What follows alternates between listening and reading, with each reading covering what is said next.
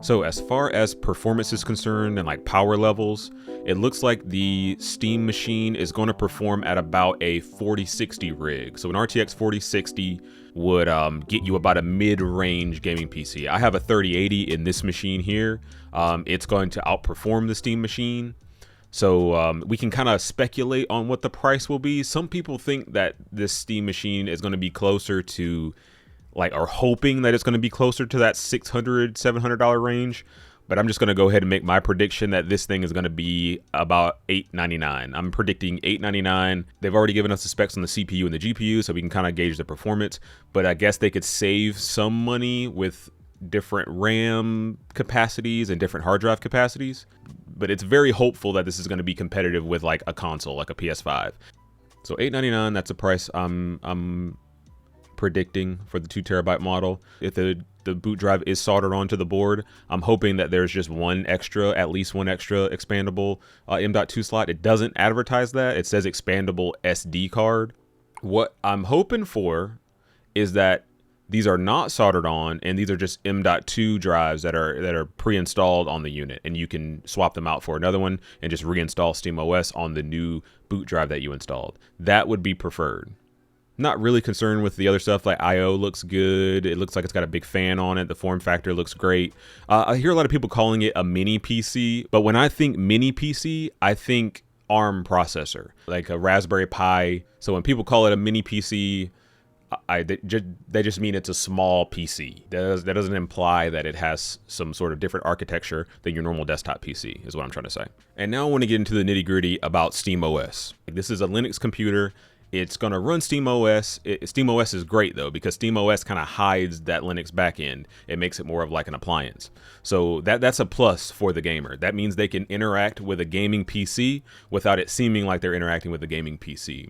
So you can do that with Windows as well. There's things you can build with Windows that can kind of give you that console-like experience, like with the handhelds. So a lot of those handhelds, like the ROG Ally and the Legion Go that ships with Windows, it does a good job at giving you kind of that gaming front end. Like it'll just launch Steam in big picture mode, and essentially you have a Windows-based Steam machine at that point. But that's not what really makes a Steam machine, in my opinion. You got to be running SteamOS. You got to be running the sauce. You got to be running Proton. And that's what I wanted to kind of go over and what to expect with that experience. So I've been full-time Linux for over a year now. I have a lot of Linux experience from college, and then I transferred that into my work. So I work with Linux kind of on the daily, but I still always had a Windows machine. My main machine was always Windows still. So, but now I'm full Linux. I don't own a Windows machine. I haven't owned a Windows machine in over a year. So I have a little bit of experience from that perspective, from kind of the normie PC gamer just using Linux. Pop! OS is the OS that I use for my my main PC. That's an Ubuntu-based Linux distro. No complaints. My arcade machine, I kind of distro hop a little bit just to test things out, but I'm mostly on a Fedora-based Linux distro. But what I wanted to get at is that the Steam machine is running Arch Linux. It is a little bit more, I'll say, there's a little bit more of a learning curve to Arch Linux than other distros from a desktop perspective.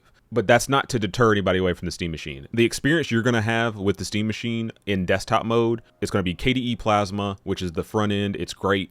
It's going to be very familiar to Windows users, most likely. You're going to be able to click around. It's going to have a taskbar. It's going to look very similar to a Windows machine. So navigating it as a PC won't be that jarring, I promise.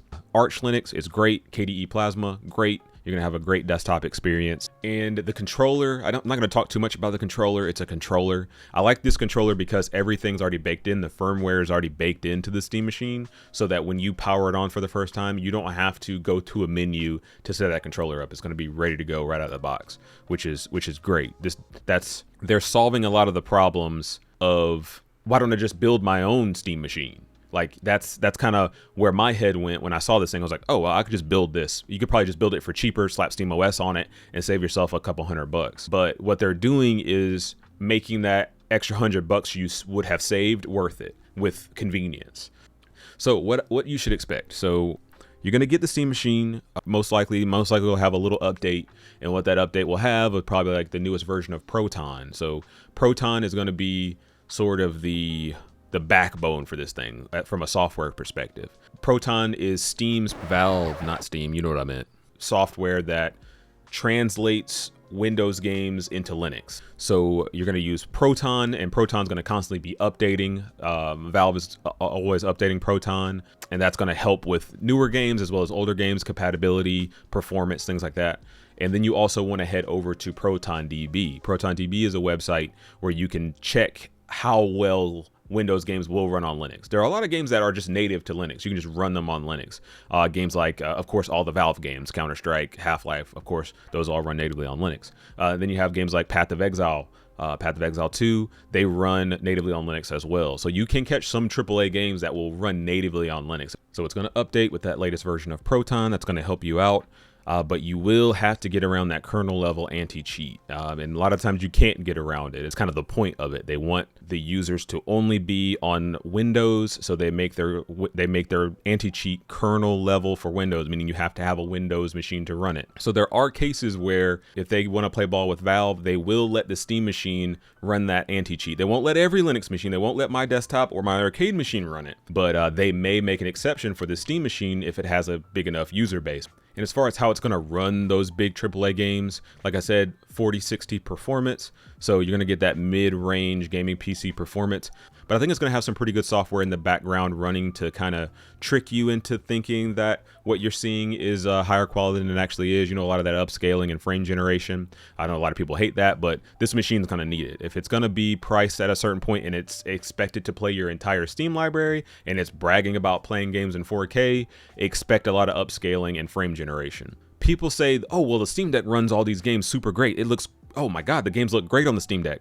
It's a lot easier to hide imperfections on a small screen than it is a big screen. So with the Steam machine, it's gonna need a little bit more help, but this is not a console. This is not a console war participant, I'll say. This is a PC, and it's gonna be priced like a PC, like I said earlier. It's people looking for an easy experience with a gaming PC without having to deal with Windows for the most part. I mean, to be honest, not just being a Windows hater, but a lot of people don't want to deal with Windows. They don't want to deal with what it takes to maintain a gaming PC, and they can just have this Steam machine where they can just click update, and it updates all the gaming stuff you need and prioritizes all the gaming stuff you need because it is a gaming OS, not a desktop OS that you're using for gaming. And that's what I think. Let me know what you think in the comments. If you think this thing is going to be cheaper than $899, or if you think it may be more than $899 and maybe it would be over $1,000.